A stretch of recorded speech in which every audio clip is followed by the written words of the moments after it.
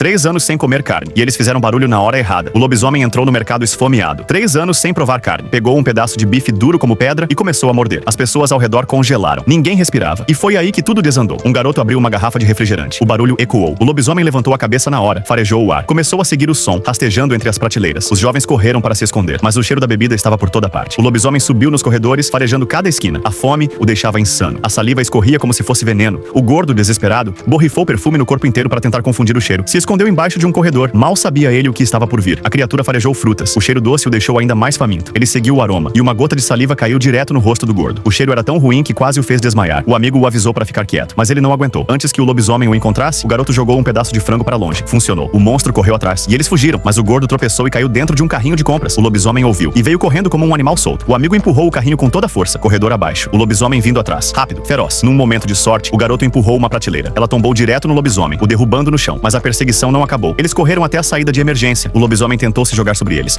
O garoto desviou no último segundo, entrou e bateu a porta metálica com força. Silêncio. Eles tinham sobrevivido, por pouco.